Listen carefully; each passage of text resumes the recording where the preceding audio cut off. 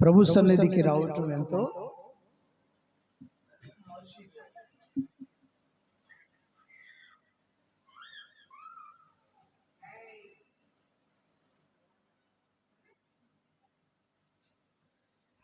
ప్రభు మాది సన్నిధికి రావటం మనకెంతో ఆశీర్వాదాలు.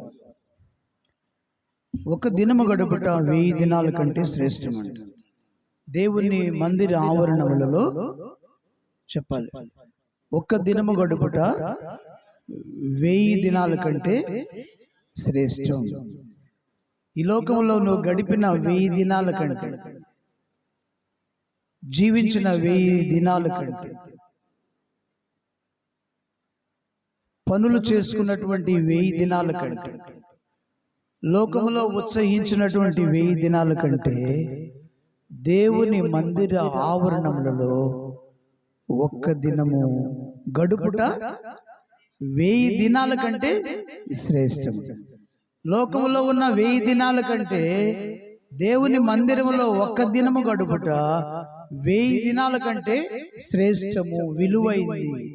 అంటే నీవు ఒక్క దినము దేవుని మందిరంలో గడిపితే దేవుడు 1000 దినాల కంటే నిన్ను శ్రేష్టమైన దానిగా 1000 దినాలు లెక్కిస్తాడు. ఎవరన్నా లెక్కిస్తారండి? ఒకరోజు కూలికి పోతే నీకు 1000 దినాలు జీతం ఇస్తారా? చెప్పరేంటమ్మా? ఒక్కరోజు కూలికి వెళితే, లేదా కనీసం వారం రోజులు కూలి ఇస్తారా? 2 రోజులు కూలి అన్న ఇస్తారా? కదా. ఈయన అంటున్నాడు, నువ్వు ఒక్కరోజు నా సన్నిధికి రా, నేను 1000 దినాల ఆశీర్వాదాలు ఇస్తా, శ్రేష్టత ఇస్తా, నా జీవితంలో లెక్కిస్తా. నీ ఆయుష్కాలంలో 1000 దినాలు నా బిడ్డ ఒక్కరోజు మందిరంలో గడిపితే 1000 దినాలు గడిపినట్లుగా నేను లెక్కిస్తానని అర్థం. 1000 దినాలు నీకు జీతం ఇస్తానని అర్థం. 1000 దినాలు ఆశీర్వాదం ఇస్తానని. ఒకరోజు కూలికి వెళితే ఏ యజమానుడు కూడా 1000 దినాలు శ్రేష్టమైన ఆశీర్వాదాలు ఇవ్వడు. కానీ ఈ యజమానుడు 1000 దినాలు లెక్కించి 1000 దినాల ఆశీర్వాదాలు, 1000 దినాలు శ్రేష్టత, 1000 దినాలు నా దగ్గర ఉన్నట్లుగా ఆయన లెక్కిస్తాడని అర్థం. కాబట్టి మన దేవుడు మంచి దేవుడా, చెడ్డ దేవుడా? మన దేవుడు ఎలాంటి దేవుడు అంట? బహు మంచి దేవుడు. మంచి దేవుడు యేసయ్యా, బహు మంచి దేవుడు యేసయ్యా, హల్లెలూయా హల్లెలూయా. పిల్లల పాట రాశారు, సండే స్కూల్ పాట. అడిగినవన్నీ ఇస్తాడు, ఆపదలు తప్పిస్తాడు. అడిగినవన్నీ ఇస్తాడు, ఆపదలు తప్పిస్తాడు. హల్లెలూయా హల్లెలూయా. మంచి దేవుడు మన దేవుడు. ఎందుకంటే ఒక దినము నువ్వు మందిరానికి వస్తే 1000 దినాలు లెక్కించేటువంటి గొప్ప దేవుడు. 1000 దినాలు ఆశీర్వాదం ఇచ్చేటువంటి గొప్ప దేవుడు.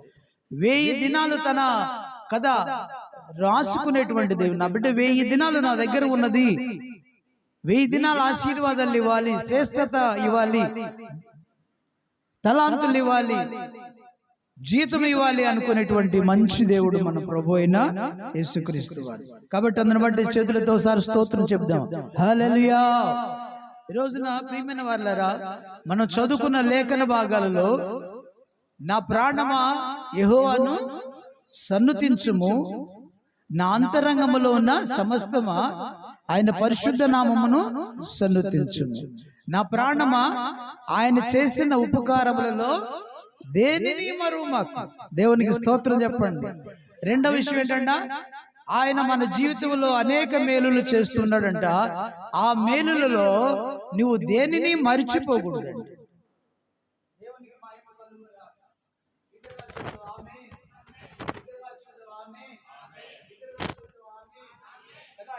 ఆయన చేసిన ఉపకారములలో మనం దేనిని మర్చిపో, ఆయన చేసిన ఉపకారాలలో దేనిని మర్చిపోకూడదు. ఒకటి. రెండవది, దేవుని మందిరాన్ని ఎప్పుడు మర్చిపోకూడదు.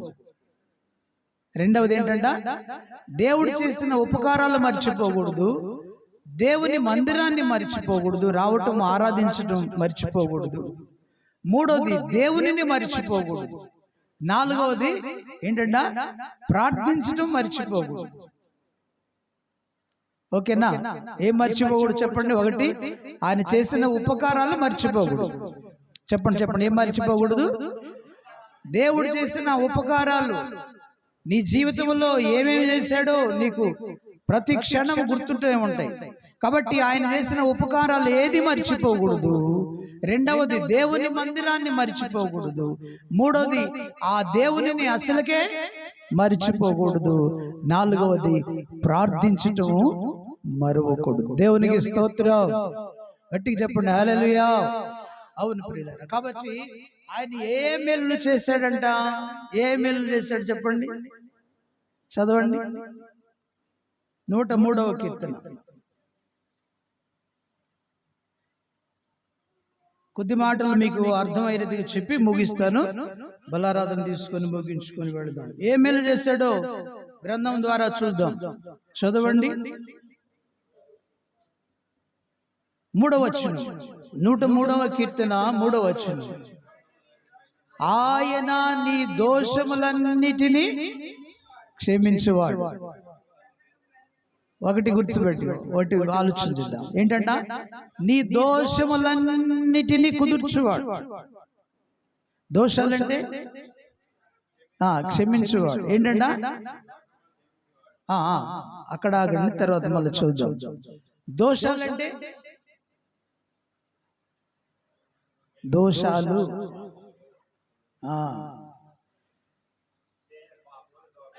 అది నువ్వు చేసిన పాపములు, క్రియల ద్వారా, ఆలోచనల ద్వారా, తలంపుల ద్వారా, మాటల ద్వారా నువ్వు చేసిన దోషాలు, వాటిని ఏం చేస్తాడంట?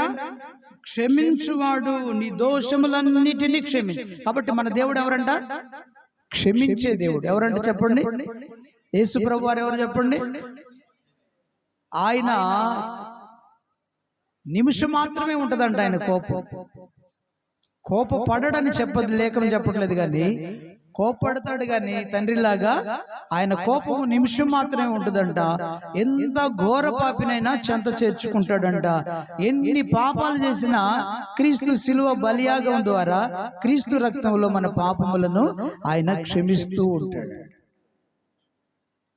ఒకప్పుడు పాత నిబంధన కాలంలో వెంటనే శిక్షలు వచ్చాయి. పాపం చేస్తే, పాత నిబంధనలో పాపం చేస్తే వెంటనే శిక్ష వచ్చేది. అయితే నూతన నిబంధనలో క్రీస్తు ప్రభు వారు మన కోసం శిలువలో తన ప్రాణం ఇచ్చాడు, తన రక్తము చిందించి ఆ రక్తములో మానవాళి పాపములను విమోచించాడు. కాబట్టి ఇక్కడ నుండి నువ్వు చేస్తున్న క్షమాపణే దొరుకుతా ఉంది, వెంటనే శిక్షలు రావటం లేదు. కాబట్టి మన దేవుడు ఎవరంట? క్షమించేటువంటి దేవుడు. చెప్పండి చెప్పండి, ఎవరంట మన దేవుడు?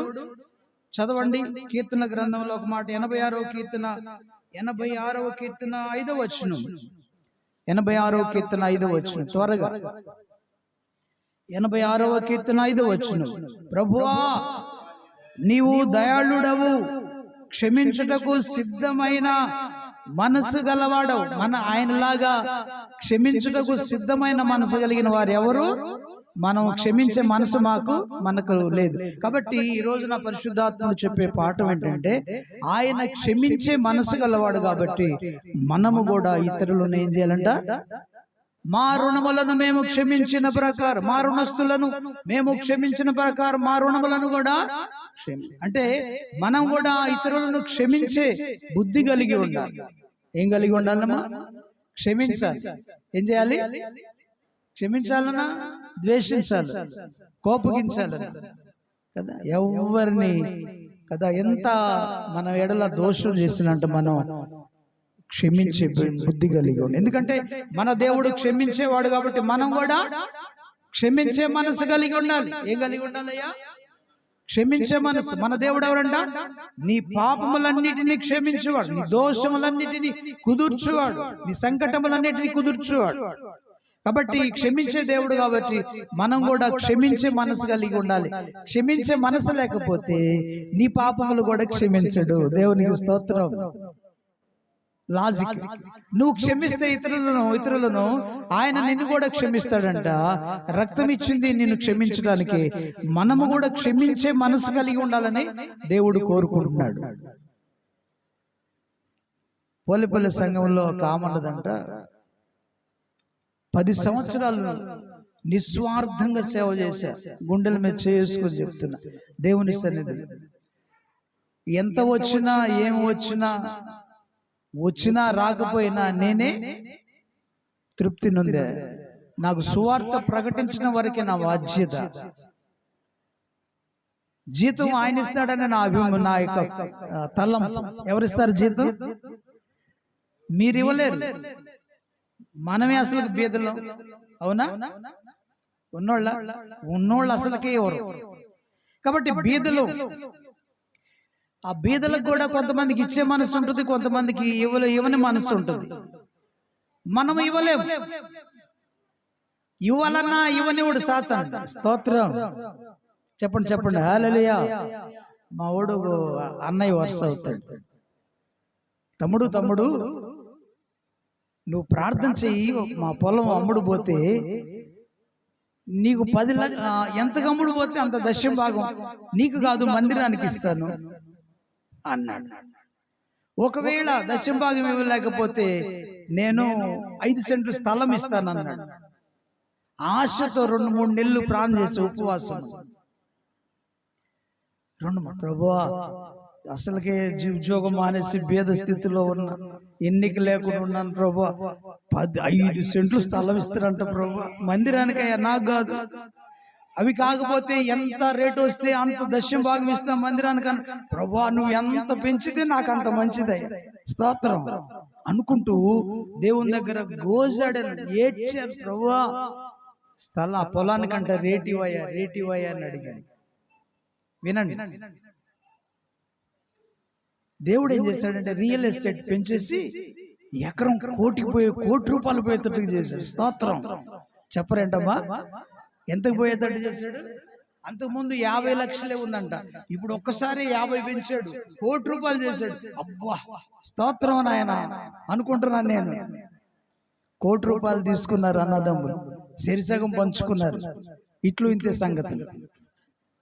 ఇట్లు మందిరం కూడా మానేశారు. స్తోత్రం నాయన.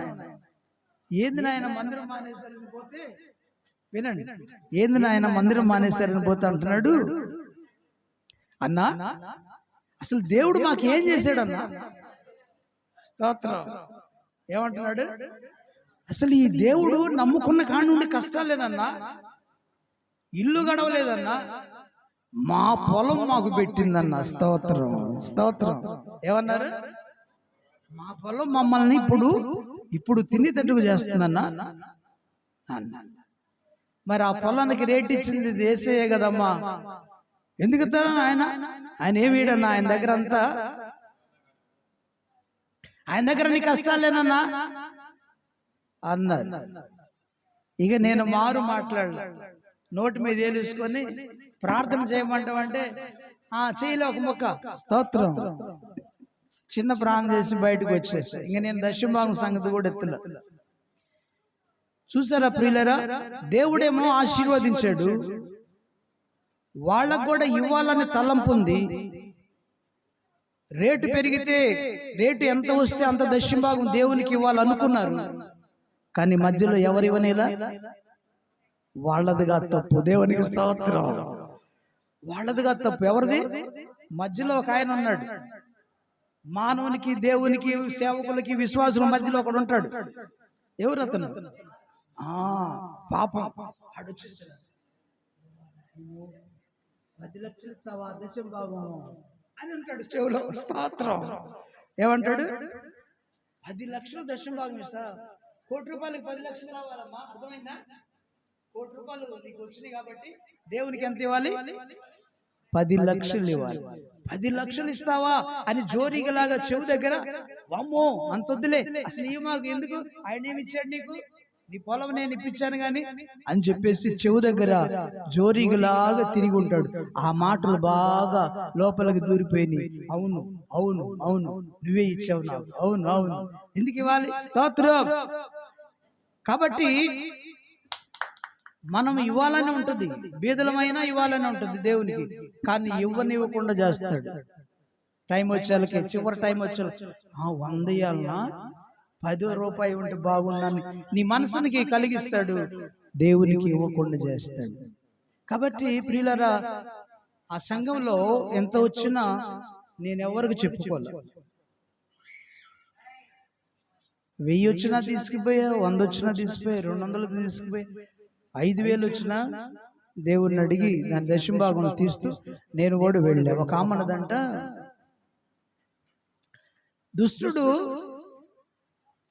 దుష్టుడు తరమకుండానే పారిపోయాడు. స్తోత్రం చెప్పండి అమ్మా. మరి లక్ష్మయ్యకి తెలిసిందో లేదో కానీ నాకు మాత్రం తెలిసింది ఆ విషయం, నా చెవికి వచ్చింది. ఆయనంతటా ఆయన మానుకున్నాడని ఒకళ్ళంటే, కాదు దుష్టుడు తరమకుండా వాడే పారిపోయిండు అన్నదంట. ఆ విషయం నాకు తెలిసి ప్రియులరా, నా కళ్ళ ముట్టి నీళ్ళు వచ్చింది. ప్రభువా, నేను దుష్టున్నా, నీ మాట విని ఆగాను, నువ్వు ఆగమంటే ఆగానయ్యా సేవ, నువ్వు ఎందుకు ఆగమన్నావో నీకే తెలుసు.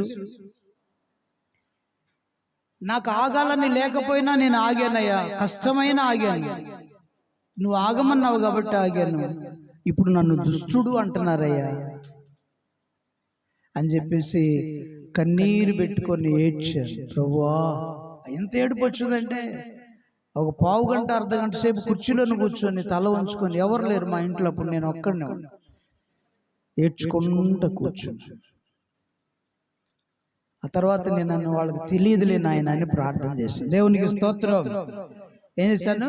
వారికి తెలియదులే ప్రభువా, నీ విలువ, నువ్వు ఆగమన్నావు అనే విషయం వాళ్ళకి అవగాహన లేదయ్యా.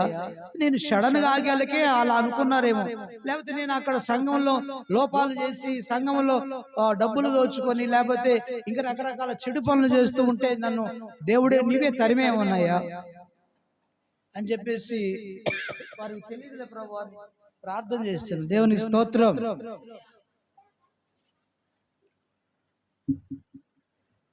చెప్పండి చెప్పండి చెప్పండి.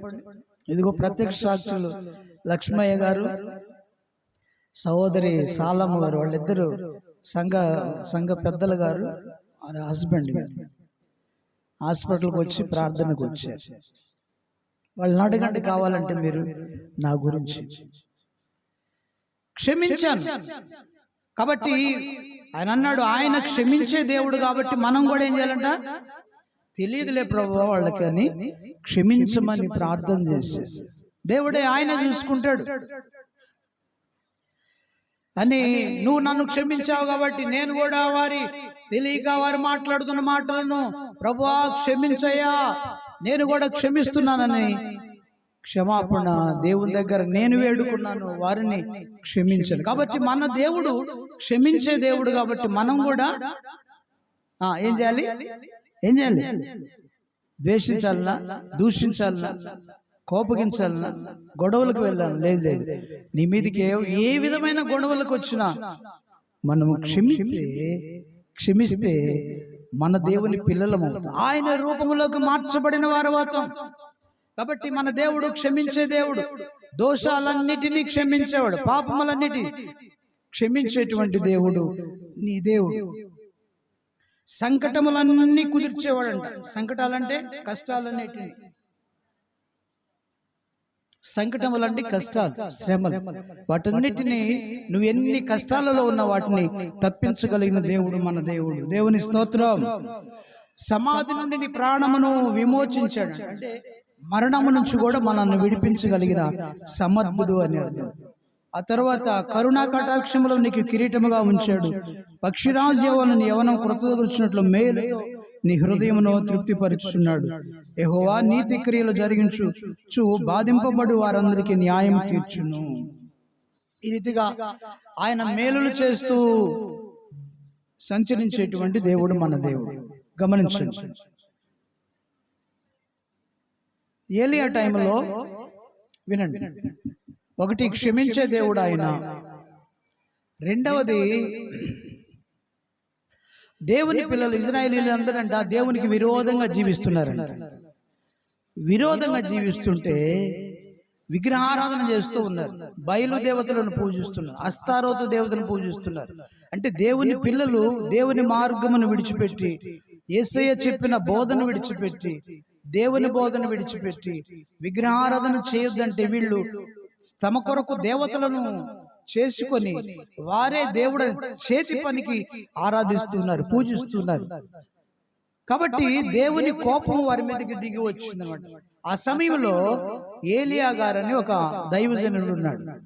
ఆయన అహాబు రాజు దగ్గరికి వెళ్ళి ఏం చేశాడంటే, అహాబు దేవుడు వర్షం కురవనీయకుండా చేస్తున్నాడు మీ యొక్క దోషాన్ని బట్టి అని ఆ రాజుల గ్రంథం 17వ అధ్యాయంలో మనం చదువుతున్నాం. దేవునికి స్తోత్రం చెప్పండి, చెప్పండి చెప్పండి హల్లెలూయా.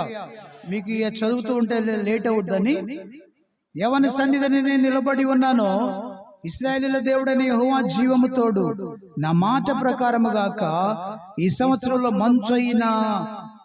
మంచైనా వర్షమైనను పడదని ప్రకటించును. దేవునికి మహిమ కలుగును గాక.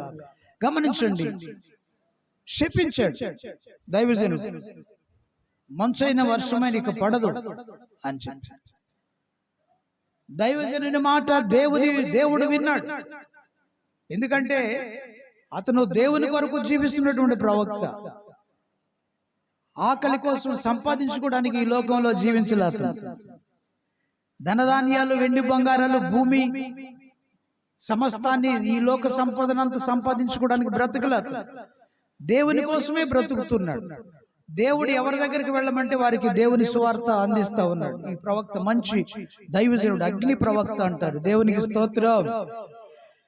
కాబట్టి ప్రియమైన వాళ్ళరా, ఈయన ఎప్పుడైతే దేవుని మాటగా శపించాడో, ప్రియమైన వాళ్ళరా, ఇక 3.5 సంవత్సరాలు వర్షం కురవలేదు.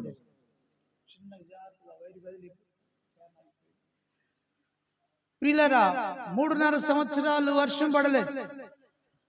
చిన్నగా జాగ్రత్త. ఓకే, 3.5 సంవత్సరాలు వర్షము భూమి మీద కురవలేదు. ఇశ్రాయేల్ దేశం మీద, యూదా దేశం మీద, ఇశ్రాయేల్ దేశం. ప్రియులారా, వర్షం కురవని కారణం చేత కదా భూమి పైరునివ్వలేదు, పంటలు పండలేదు. కరువు కాలం వచ్చింది. ప్రియులారా, కరువు కాలంలో దేశమంతా కరువు వచ్చింది. అయితే దేవుడు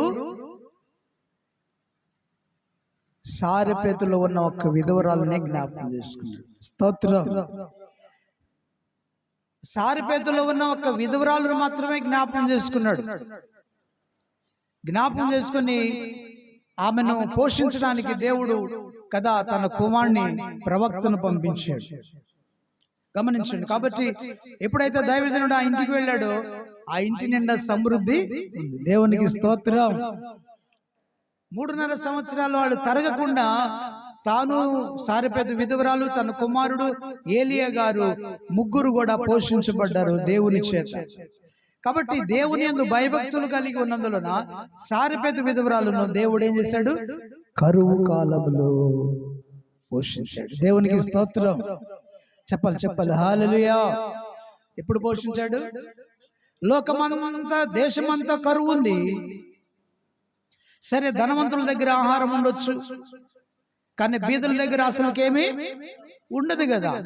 కూలి చేసి రెక్కాడితేనే డొక్కాడేటువంటి పరిస్థితులు ఉంటాయి. కాబట్టి ప్రియమైన వాళ్ళరా, అలాంటి కరువులో కూడా, భయంకరమైన కరువులో కూడా తన యందు భయభక్తులు కలిగినటువంటి సారెపేతు విధవరాలని దేవుడు ఏం చేశాడు? కరువులో కాపాడాడు. దేవునికి స్తోత్రం కలుగును గాక. చెప్పాలి హల్లెలూయా. కరువు కాలంలో కాపాడినటువంటి దేవుడైన, అందరిలో కరువు ఉంటే తన ఇంట్లో సమృద్ధి జీవం. ఆహారం పిండి తీసుకుంటున్నారు, రొట్టె చేసుకుంటున్నారు, మరలా పిండి ఉత్పత్తి అవుతా ఉంది. నూనె తీసుకొని పోసుకుంటున్నారు, నూనె మరలా పెరిగిపోతా ఉంది. ప్రియులారా, అంటే ఆ లారీకి సంబంధించిన పిండి చాలా డబ్బాలు నూనె కాదు, అలా ఇవ్వలా దేవుడు. ఏ రోజు ఆహారం ఆ రోజే ఇచ్చాడు. ఆ రోజు తొట్టిలో ఉన్న పిండి తీసుకుని రొట్టెలు చేసుకోగలే, మరలా పిండి పెరుగుతా ఉంది సాయంత్రాన్ని. అలాగా నూనె ఏ దినానికి ఆ దినం ఆహారం దేవుడు అనుగ్రహించి కరువులో వారిని కాపాడిన దేవుడు ఆయన. కాబట్టి ప్రియమైన వాళ్ళరా, ఈ జీవితంలో ఇప్పుడు అన్నాడు కదా, కరువు కాలం వస్తుందని చెప్పాడు దేవుడు.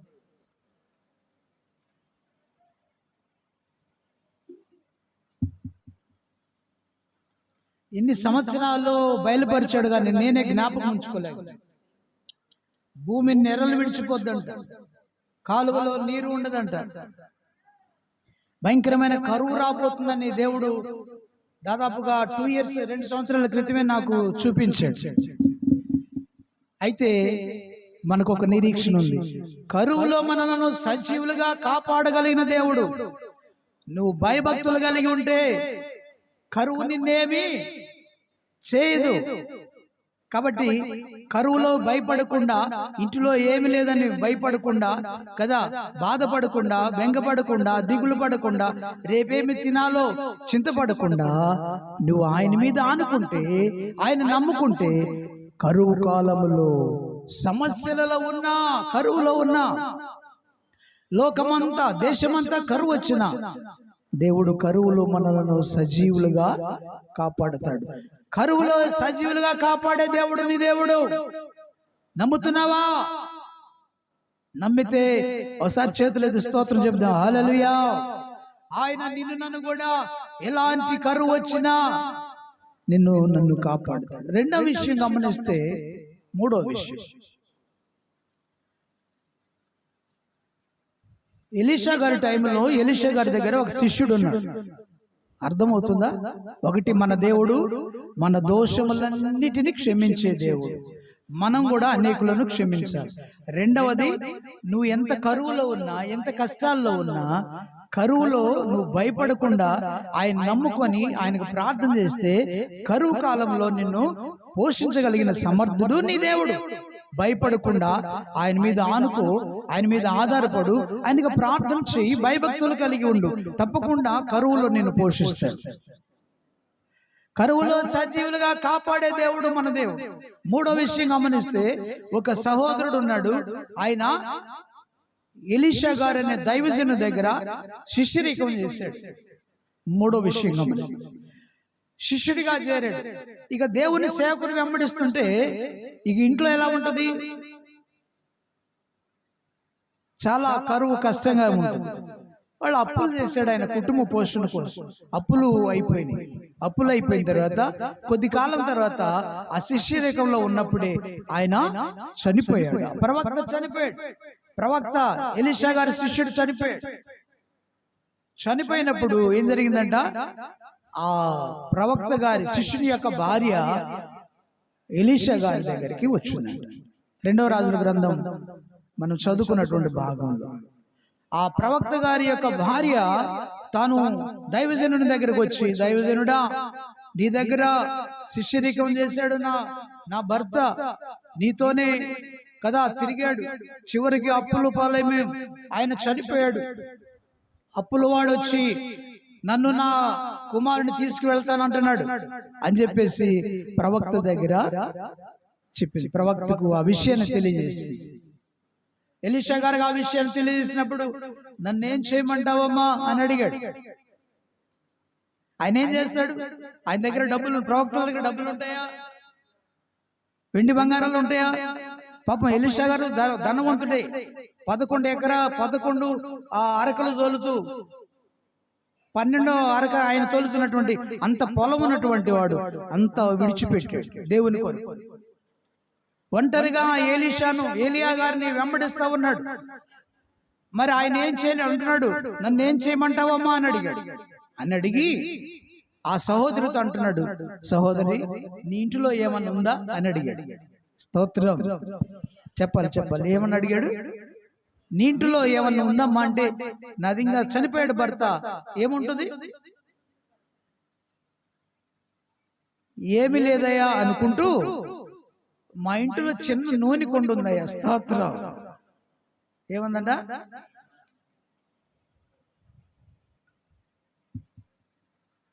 నూనె కుండ. అంటే మన నూనె బాటిల్, ఇప్పుడేంది క్యాన్లలో ఉంటుంది నూనె, లేదా బాటిల్లో ఉంటుంది నూనె. ఆ రోజున ఈ బాటిల్స్ లేవు, నూనెను కూడా కుండలోనే దాచుకునేవారు పాతకాలంలో. అవునా కాదా? మీకు లేదేమో కదా, మన తరంలో లేదు. కాబట్టి నూనె కుండ ఒకటి ఉందయ్యా అంటే, నూనె కుండ ఉంటే కుండ నిండా నూనె ఉంటుందా? అసలుకే కరువులో ఉంటే సరే కొంచెం గొప్ప నూనె ఉంది దాంట్లో, ఆ కుండలో. అయితే అన్నాడు కదా ఎలీషా గారు, ఏమన్నాడంటే, నీవు ఇంటికి వెళ్ళి చుట్టుప్రక్కల వాళ్ళ దగ్గర, వినండి, చుట్టుప్రక్కల వారి దగ్గర కొన్ని పాత్రలు అరువుకు తెచ్చుకో, కొన్ని కుండలు అరువుకు తెచ్చుకో, అడిగి తీసుకొచ్చుకో, ఎన్ని అయినా తీసుకొచ్చుకో. లోపలికి వెళ్ళి ఆ పాత్రలన్నీ లోపల పెట్టేసి తలుపులు వేసుకొని నీవు నీ కుమారుడు ఆ కుండలో ఉన్న, నీ దగ్గర ఉన్న కొంచెం నూనె ఒక్కొక్క పాత్రలో కొంచెం వేస్తావు అని చెప్పేసి దైవజనుడు చెప్పాడు. అలా చెప్పినప్పుడు ప్రియులరా, ఈమె అలానే దేవుని మాటగా తీసుకొని, దైవజనుని మాట దేవుని మాటగా తీసుకుంది తల్లి. ఈ రోజున దేవుని సేవకుని మాటలు వినే రోజులు, అసలు దైవజనుడు ఎవరున్నారులే, స్తోత్రం, ఓకేనా? దైవజనుడు అని పేరు పిలిపించుకొని దమ్మున్న సేవకుడు ఎవరు? సేవకులు ఉంటే మరి ఆయన వాళ్ళలాగా దైవజనులాగా అద్భుతాలు చేయాలి. మరి ఇప్పుడు ఏదో దేవుడు గ్రంథం ఇస్తే ఈ తెలివితో వాక్యం చెప్పుకుంటూ ఒక ముద్ద తింటున్నటువంటి దేవసేవకులు మేము, స్తోత్రం. అంత అంత తగ్గించుకున్న ఆయనకి ఇష్టం లేని సేవకులం అయిపోతున్నాం. దైవజనుడు అని పేరు పెట్టుకోవాలంటే అర్హత లేదు ఇప్పుడు ఉన్నటువంటి వాళ్ళకి. వెనక ఏ తోకలు తగిలించుకోవడానికి అర్హత లేనటువంటి సేవకులు మేము.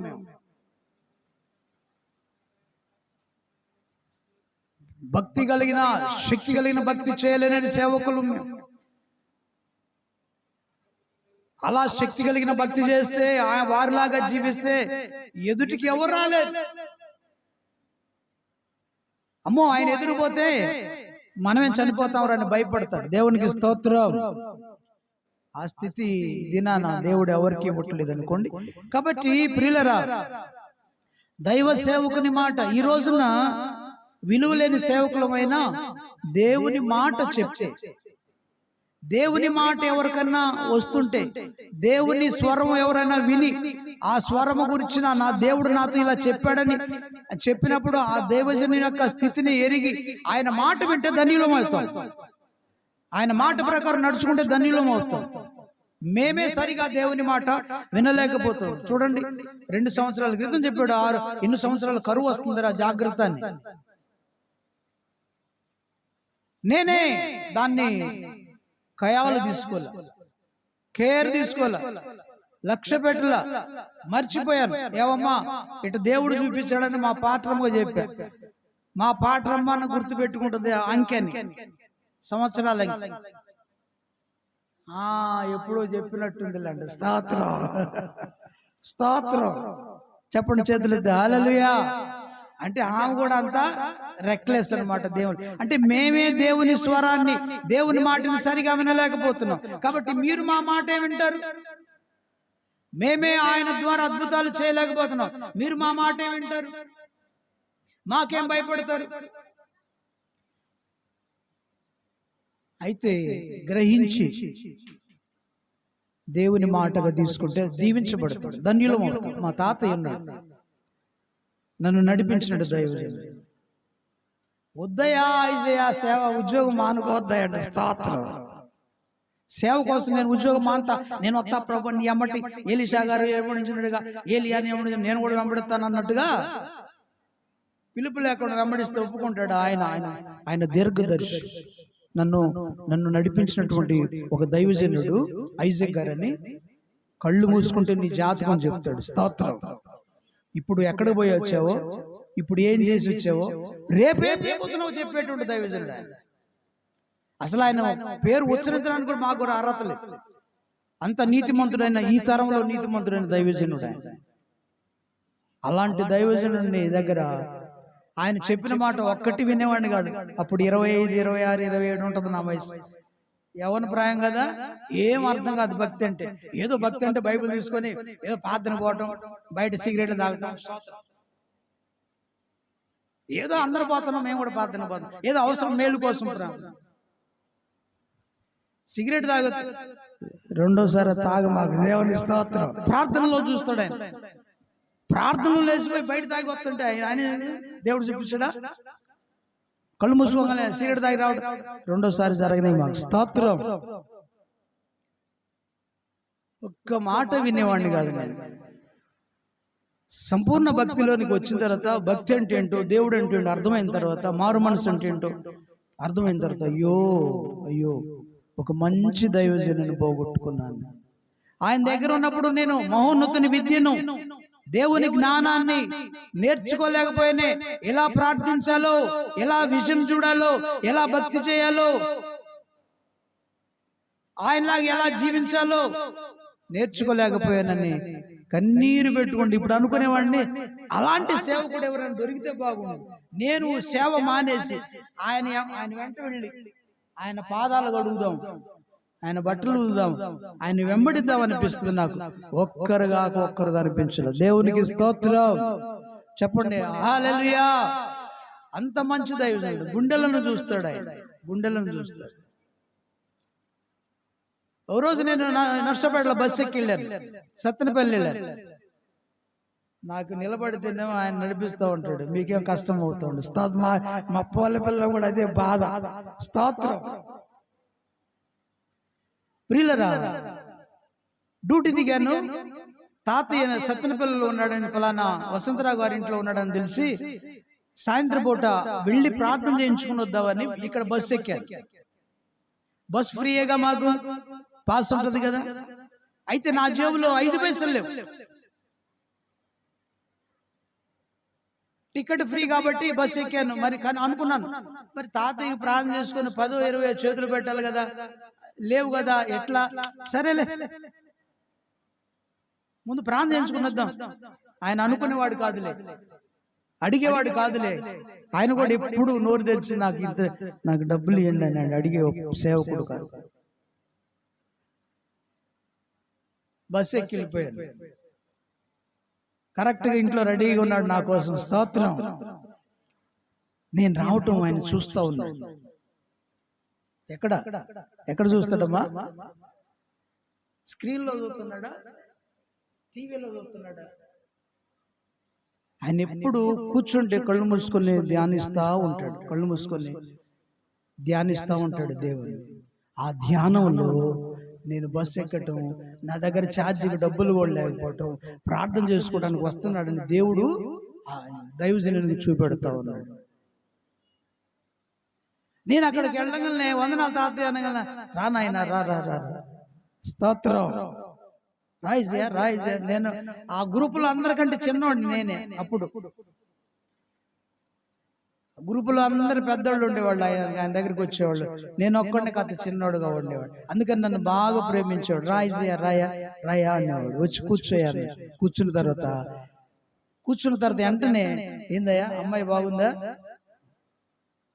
డ్యూటీకి వెళ్తున్నావా? వెళ్తున్నది. అదే అన్న తర్వాత ఆయన మరి కొంగులోనే ఎక్కడున్నో వాళ్ళు పాతోళ్ళు, ముసలి 88 ఏళ్ళు ఆయన మరి దేని దగ్గర కూడా ముడిలోంచి డబ్బులు తీసాడు. ముడిలోంచి చిన్న ముడి ఉంది. ఆయన లుంగి టవల్ ఉంటుంది, ఆ టవల్లో మూట కట్టుకున్నాడు.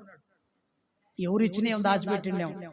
నేను బాగుల్ని ఆ 70 రూపాయలు తీసి నా చేతులు పెట్టి నా జేబులో పెడుతున్నాడు. ఆయన దగ్గర 70 రూపాయలు ఉన్నాయి. ఆ 70 రూపాయలు నా జేబులో పెడుతున్నాడు. 70 రూపాయలు నా జేబులో పెడుతుంటే నేను అన్నాను, అదేం తాతయ్య, ప్రార్థించుకొని నేనే 10-20 నీకు కానుకిచ్చిపోవాలి, దైవ సేవకులకి మేము ఉట్టిగా చేయించుకోకూడదు, నా దగ్గర ఏమో లేకుండా అట్లనే వచ్చాను, లేవు ప్రార్థన చేయించుకున్నాను వచ్చాను అంటే, నాకు తెలుసులేయ్యా. ఏమంటున్నాడు? నాకు తెలుసయ్యా, ఈ కొంచెం రేపు జీతం రాగానే నాకు మళ్ళీ ఇదిగానే. స్తోత్రం. అవి చివరి దినాలు, నెల చివరి 28, 29 ఆ ప్రాంతంలో ఉన్నటువంటి డేస్ అన్నమాట. నెలలో చివరిలో జీతాలు రావు కదా, కాబట్టి అంటున్నాడు జీతం వచ్చిన తర్వాత ఇదిగానే జేబులో ఉంచు అంటున్నాడు. వద్దు తాతయ్య, దేవుడు నాకు చెప్పాడు. స్తోత్రం చెప్పండి అంటున్నాడు. వ్యక్తి స్టన్ అయిపోయాడు. అది ఎప్పుడు నాకు అర్థమైంది, నేను సద్భక్తిలోకి వచ్చిన తర్వాత, మంచి మార్గంలోకి వచ్చి జాగ్రత్తగా ప్రార్థన నేర్చుకున్న తర్వాత, భక్తి నేర్చుకున్న తర్వాత, భయంతో నడుస్తున్నప్పుడు అప్పుడు నాకు అర్థమైంది, ఓహో, నేను డబ్బులు లేకుండా బస్సు ఎక్కి రావటం, ప్రార్థన చేయించుకొని రావడం, ఇవన్నీ దేవుడు ఆయనకు బయలుపరిచాడు కాబట్టి, నా దగ్గర డబ్బులు లేవు కాబట్టి ఈ కొంచెం ఉంచమని నాకు సహాయం చేశాడు అని తర్వాత అర్థమైంది. కాబట్టి ప్రియులారా, ఈ రోజున అలాంటి వాళ్ళు దైవజనులు, నీ గుండెను చదవగలిగిన వాళ్ళు దైవజనులు. నువ్వు ఎక్కడికి వెళ్ళావో, ఏం చేసావో, ఏం చేస్తున్నావో, ఏం చేయబోతున్నావో చూసేవాడు దైవజనుడు. అలాంటి వారు లేరు. కాబట్టి ప్రియులరా, దైవజనుని మాట దేవుని మాటగా నమ్మింది ఆ ప్రవక్త భార్య, చనిపోయిన ప్రవక్త భార్య.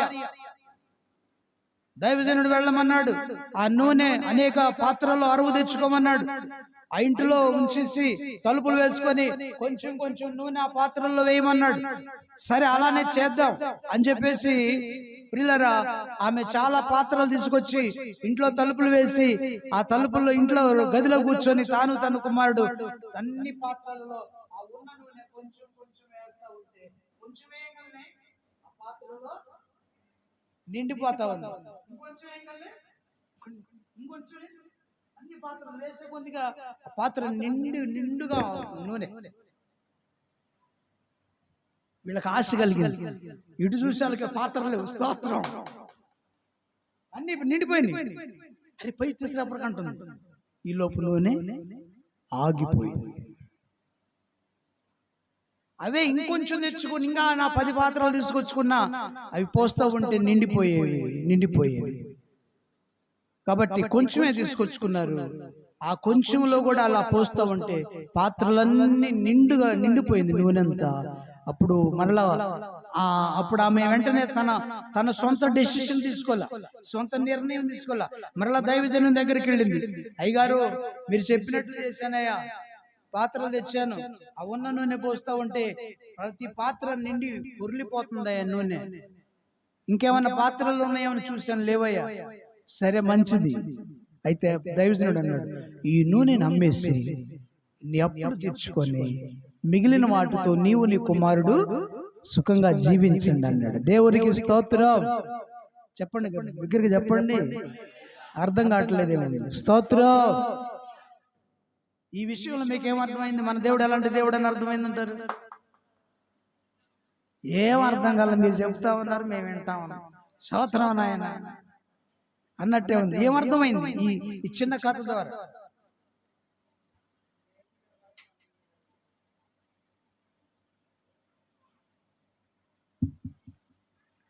నీకు ఎన్ని అప్పులున్నా,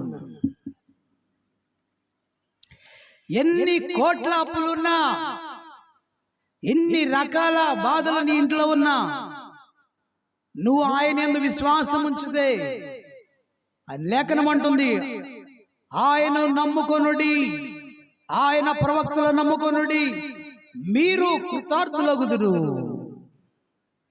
ఆయన నమ్ముకోండి, మీరు విడుదల పొందుకుంటారన్నాడు. భర్త చనిపోయాడు, ఎవరు అండలేరిక, భర్త లేకపోయాలకు అండలేదు, ధనం లేదు, అప్పులు పాలయ్యాడు. ఇక ఏం చేయాలి అర్థం కాల. దైవజనం దగ్గరికి వెళ్ళి ఈ విషయాన్ని చెప్పింది. దైవజనుడు దేవుని మాటగా ఒక ఆశీర్వాదం ఇచ్చాడు. ప్రియులరా, ఆశీర్వాదం ద్వారా అప్పులన్నీ తీర్చబడ్డాయి. దేవునికి మహిమ కలుగును గాక. కాబట్టి నీ దేవుడు ఎవరంటే, ఎన్ని అప్పులున్నా నిబ్బరంగా ఉంటే, ఆయన నమ్ముకుంటే, ఆయన సేవకులను ఆశ్రయిస్తే తప్పకుండా నీ అప్పులను తీర్చే దేవుడు నీ దేవుడు. ఆమె చెప్పండి, ఆమె చెప్పండి, ఆమె. ఒకటి ఏంటంట, కరువులో ఏమి లేకపోయినా, కరువులో నిన్ను పోషించగలిగిన నీ దేవుడు ఆయన. ఎన్ని అప్పులున్నా, ప్రవక్త భార్య యొక్క అప్పులు తీర్చిన గొప్ప దేవుడు నీ దేవుడు. నీ అప్పులు కూడా తీరుస్తాడా తీర్చడా? తప్పకుండా. దేవునికి స్తోత్రం. తీర్చగలిగిన సమర్థుడు. నువ్వు నమ్మాలి. ఎందుకు? నీ దేవుడు తీర్చగలిగిన వాడు, నీ దేవుడు శ్రీమంతుడు, నీ దేవుడు సమృద్ధి కలిగిన వాడు, మాటతో సమస్తాన్ని చేయగలిగిన వాడని నువ్వు నమ్మితే తప్పకుండా నువ్వు నీ అప్పులన్నీ తీరుస్తావు. అప్పులతో కృంగిపోవాల్సిన అవసరం యేసయ్య దగ్గర లేదు. గుర్తుపెట్టుకో, నీ నమ్మికే తప్పిపోతా ఉంది, నీవే భక్తిలో తప్పిపోతున్నావు. నీవు నేనే ఇసుకు పుడుతుంది ఆయన మీద నమ్మిక ఉంచుట్లా. 100 ఏళ్ల వరకు నమ్మిక ఉంచాడు అబ్రహాము గారు. 25 ఏళ్ళు నిరీక్షించాడు. ఇదిగో నాకు కుమారుని ఇస్తానన్నాడు, ఇంతవరకు ఇవ్వలేదని. దేవునిని తూలనాడిన వాడు కాదు, దేవునికి దూరమైన వాడు కాదు, ప్రార్థనను మరిచిపోయిన వాడు, భక్తిని విడిచిపెట్టిన వాడు కాదు, దేవునిని విడిచిపెట్టిన వాడు. ఇస్తాడు, ఆయనకు అసాధ్యమైంది లేదు అని నమ్మాడు. వృద్ధాప్యములో అనేకులను కలుగు చేశాడు. వృద్ధాప్యంలో కదా సంతానం ఇచ్చి ఆ సంతానం ద్వారా లోక సంతానములన్నిటిని ఆశీర్వదించినటువంటి వాడు నా దేవుడు నమ్మదగిన దేవుడు. దేవునికి స్తోత్రం. గుర్తుపెట్టుకో, భయపడమాకు, దేవుని మీద నమ్మిక ఉంచు. తప్పకుండా ఎన్ని అప్పులున్నా, ఎన్ని సమస్యలున్నా తీర్చగలిగిన వాడు. అప్పులు తీర్చేవాళ్ళు ఎవరు ఉంటారమ్మా? చెప్పండమ్మా. నువ్వు ఎంత కష్టపడ్డా నీ అప్పు తీర్చుకోలేవు. అప్పులు ఎట్టనైతే అనుకోకుండా అవుతూనే ఉంటాయి, కష్టాలను బట్టి, కరువును బట్టి ఏదో తీసుకొచ్చుకుంటాం. కానీ నువ్వు మాత్రం తీర్చుకోవాలని ఎంతో ప్రయత్నం చేస్తుంటావు, కానీ వాటిలోంచి ఇంకా దిగిజారిపోతుంటావు, తీర్చుకోలేక బాధపడిపోతుంటాడు. ఎవరు ఆదుకోలేరు, యేసయ్య ఒక్కడే ఆదుకుంటాడు. యేసయ్యను నమ్ముకో. యేసయ్య మంచి దేవుడు, క్షమించే దేవుడు, పోషించే దేవుడు, కాపాడే దేవుడు, అప్పులు తీర్చే దేవుడు నీ ప్రభు అయిన యేసు. ఇంకొక 4వ విషయం ఒకటి చూపిస్తాను. ఇజ్రాయెల్ దేశంలో, సిరియా దేశంలో నయమాను ఒక అతను ఉన్నాడు. అతనంట మంచి యుద్ధశాలి, సైన్యాధిపతి, మంచి పరాక్రమం గలవాడు. ఏ దేశం మీదకి యుద్ధానికి పోయినా జయించుకొని వస్తున్నాడు. అయితే అతనికంట కుష్టు రోగం ఉందంట. ఏముందండమ్మా? చెప్పండి ఏముందంట? కుష్టు వ్యాధి ఉంది. కాళ్ళలో, చేతులలో అవి కనపడకుండా కప్పుకుంటా ఉన్నాడు. పరాక్రమవంతుడే గాని కుష్ఠరోగి, బలవంతుడే గాని కుష్ఠరోగి, సైన్యాధిపదే గాని కుష్ఠరోగి. ప్రియమైన వాళ్ళరా, ఈ విషయాన్ని ఆ ఇంట్లో పని పిల్ల, ఒక అమ్మాయి, పని చేసేటువంటి పిల్ల గమనించింది.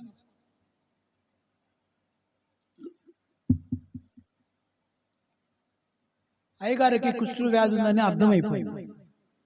అప్పుడు అమ్మగారి దగ్గరికి వెళ్ళి, అమ్మ, మా ఇశ్రాయేల్ దేశంలో ఒక ప్రవక్త ఉన్నాడు. ఆ ప్రవక్త అయ్యగారు వెళితే కుష్ఠ వ్యాధిని బాగు చేస్తాడు.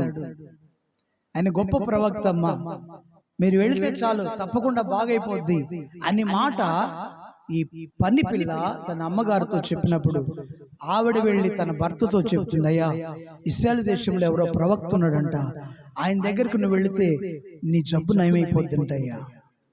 వెంటనే రథాలు పిలుచుకున్నాడు, తనకున్న పనివారాన్ని సైన్యాన్ని పిలుచుకున్నాడు, సేవకులను పిలుచుకున్నాడు. రథాలు 4-3 రథాలు కట్టుకొని ఇజ్రాయెల్ దేశానికి వచ్చేసాడు. చెప్పాలి, ఏం చేశాడు? ఇజ్రాయెల్ దేశానికి వచ్చాడు. ఆయన పేరు నయమాన్. వచ్చి ప్రవక్త యొక్క ఇంటి ముందు నిలబడి ఉన్నాడు. రథాలను వచ్చి ఆగినాయి. అప్పుడు సిరియన్లు అంటే ఇజ్రాయేలీలకు భయం, యుద్ధానికి వీళ్ళని జయించేవాడు. అయితే సైన్యాధిపతి వచ్చేళ్ళకి అందరికి భయపడుతున్నారు. అప్పుడు నయమాను సైన్యాధిపతికి దిగి ప్రవక్త దగ్గరికి రాలేదు, కానీ రథంలో ఉండే చూస్తున్నాడు. కబురంపేడ, అయ్యా, సిరియా దేశస్తుడైన నయమాను ఇలా నీ దగ్గరకు వచ్చాడయ్యా, తనకున్న జబ్బును బాగు చేయడానికి నీ దగ్గరకు వచ్చాడని చెప్పేసి, వింటున్నారా? కబురు చేసినప్పుడు ఈ ఎలీషా గారు బయటికి వెళ్లకుండా ఏం చేస్తున్నారు? లోపలే ఉండి అతను వెళ్ళి, నయమానును వెళ్ళి మన దేశంలో ఉన్న యోర్దాన్ నదిలో 7 సార్లు మునిగి స్నానం చేయమని. తన కుష్ఠరోగం పోద్దని చెప్పి ఆ పనివానితోనే కబురు చేశాడు. అప్పుడు ఆ నయమానికి సైన్యాధిపతికి కోపం వచ్చేసింది.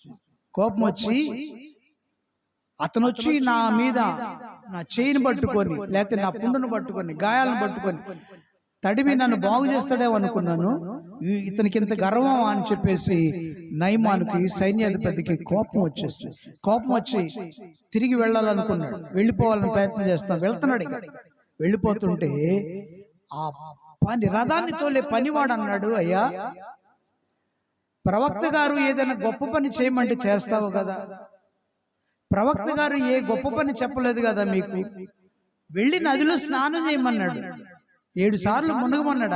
అది ఎంత తప్పు, ఏం తప్పు అయ్యా? సరే అతను నీ దగ్గరికి రాలేదు, ఓకే, నీకు చెప్పిన పని నీకు స్వస్థత కలగటానికి వెళ్ళి నదిలో మునగమన్నాడు కదా, 7 సార్లు మునగమన్నాడు, అదేగా చేసింది, అంతకంటే గొప్ప పని ఏదైనా చేయమంటే చేయవా అని అడిగినప్పుడు ప్రవక్త అతను నయమాను ఆ సైన్యాధిపతి యొక్క మనసు మారిపోయి నిజమే నాయన నువ్వు చెప్పిందని చెప్పేసి రథాన్ని వెనక్కి తిప్పి యోర్దాన్ నదికి తీసుకెళ్లి యోర్దాన్ నదిలో 7 సార్లు మునిగి 6 సార్లు మునిగిన స్వస్థత రాలేదు. కానీ దేవుని సేవకుడు చెప్పిన మాట ప్రకారం 7వ సారి మునిగి లేచిన వెంటనే కుష్ఠరోగం పసిపిల్లవాని దేహంలాగా మారిపోయిందంట. దేవునికి స్తోత్రం, దేవుని స్తోత్రం. పసిపిల్లవాని దేహంలాగా మారిపోయింది. ఈ విషయంలో మీకు ఏమర్థం అవుతుంది చెప్పండి? ఈ విషయంలో మీకు ఏమర్థమైంది? నీ దేవుడు ఎలాంటి దేవుడు అర్థమైందా? ఎంత కష్ట రోగమైనా, ఎంత నేను బాధించే వ్యాధి బాధలైనా నీ దేవుని ముందు నిలబడలేదు. ఆయన మాట విని ఆయన మాటను నమ్మితే ఆయన నిన్ను ఎన్ని బాధలు ఎన్ని వ్యాధులున్నా నిన్ను బాగు చేయగలిగిన సమర్థుడు, స్వస్థపరచగలిగిన సమర్థుడని ఈ వాక్యం ద్వారా మనకు అర్థమవుతాం. కుష్ఠరోగం ఎవరైనా బాగు చేయగలరా? మరణించిన వారిని ఎవరైనా లేపగలరా? యేసయ్య సమర్థుడు. స్తోత్రం చెప్పండి, చెప్పండి, చెప్పండి. హల్లెలూయా. సమర్థుడైన దేవుడు ఆయన.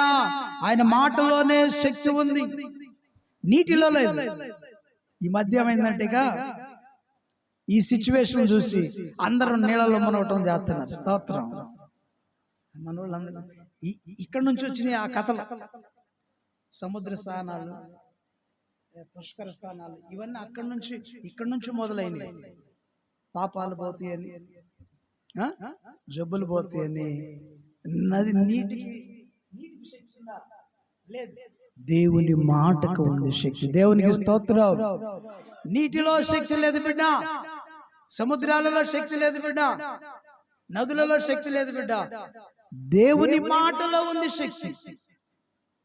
ఆయన మాట నీ వింటే, ఆయన సేవకుల మాట నీ వింటే నీలోంచి కూడా ఎలాంటి సమస్యలైనా, ఎలాంటి జబ్బైనా తప్పకుండా ఆయన నువ్వు నమ్మితే దేవుని మహిమను చూస్తావు. కాబట్టి నీ దేవుడు ఎవరంటే ఎలాంటి రోగాన్నైనా బాగు చేయగలిగిన సమర్థుడు నీ దేవుడు. కుష్ఠరోగాన్ని బాగు చేశాడు, పక్షవాయువుల వారిని బాగు చేశాడు, మరణించిన వారిని బాగు చేశాడు, తిరిగి లేపాడు కదా, గుడ్డి వారికి చూపునిచ్చాడు. పుట్టినది మొదలుకొని లేదంట గుడ్డి, ఆ కన్నులు దృష్టి లేదంట. అలాంటి వారికి కూడా ఆయన మాటతో స్వస్థపరిచాడు. ఎంత మంచి దేవుడు నీ దేవుడు యేసు ప్రభువు. ఆయన నీ కోసం ప్రాణం ఇచ్చి నీ కోసం రక్షణ ఇచ్చినటువంటి గొప్ప దేవుడు నీ దేవుడు. గుర్తుపెట్టుకోండి, ఆయన నమ్మదగిన దేవుడు, నిన్ను స్వస్థపరిచేటువంటి దేవుడు. నమ్మితే చాలు, తప్పకుండా ప్రార్థిస్తే చాలు, భయభక్తులు కలిగి ఉంటే చాలు, విశ్వాసం కలిగి ఉంటే చాలు, తప్పకుండా నువ్వేమి ఇవ్వాల్సిన పని ఆయన నమ్మాలి. అని నీ దేవుడని ఆయన నమ్మాలి, పరమవైద్యులని ఆయన చేశాడు, చేస్తున్నాడు అని నువ్వు నమ్మితే చాలు. నమ్మితే చాలు, దేవుని మహిమను చూస్తావు. ఆయన రెడీగా ఉన్నాడు స్వస్థపరచడానికి, నిన్ను హీల్ చేయడానికి రెడీగా ఉన్నాడు ఆయన. నీవే నమ్మట్లేదు, నీవే రావట్లేదు, నీవే ప్రార్థించట్లేదు. కాబట్టి ప్రభునందు ప్రియమైన ఈ రోజున పరిశుద్ధాత్ముడు ఈ చెప్పమన్నాడు ఈ మాట. ఒకటి, నిన్ను క్షమించే దేవుడు ఆయన, నీ పాపములు క్షమించిన దేవుడు ఆయన. క్షమించుటకు సిద్ధ మనసు కలిగిన దేవుడు. నీవు కూడా అలాంటి మనసు కలిగి నడుచుకోవాలట. రెండవది, ఎంత కరువైనా సరే, లోకమంతా కరువు వచ్చినా సరే, లోకమంతా ఆహారం లేక అలమటిస్తున్నా సరే, నీ ఇంటిలో సమృద్ధి ఉంచేటువంటి దేవుడు. సమృద్ధి ఆహారం ఇచ్చి నేను కాపాడగలిగిన సమర్థుడు ఆయన. మూడవది, ఆయన ఎవరంట? ఏం చెప్పి మూడవది,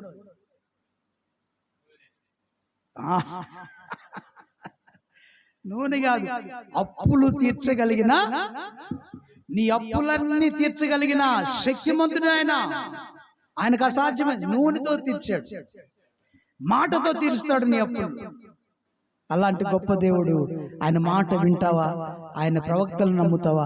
తప్పకుండా నీ అప్పులన్నీ తీర్చి. కాబట్టి ఒకటి క్షమించే దేవుడు, రెండు సజీవులుగా కరువులో కాపాడగలిగిన దేవుడు, మూడోది కదా అప్పులన్నీ తీర్చగలిగిన దేవుడు, నాలుగవది ఎంత రోగమైనా స్వస్థపరచగలిగిన దేవుడు నీ ప్రభు.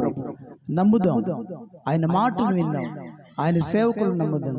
ఆయన మాట ప్రకారం భయభక్తులు కలిగి ఉంటే, విశ్వాసం కలిగి ఉంటే తప్పకుండా ఆయన నిన్ను ఆదరిస్తాడు, దీవిస్తాడు. దేవుడు ఈ మాటలు మన వినికిడిలో దీవించునుగాక, దీవించునుగాక, దీవించునుగాక. ఆమేన్.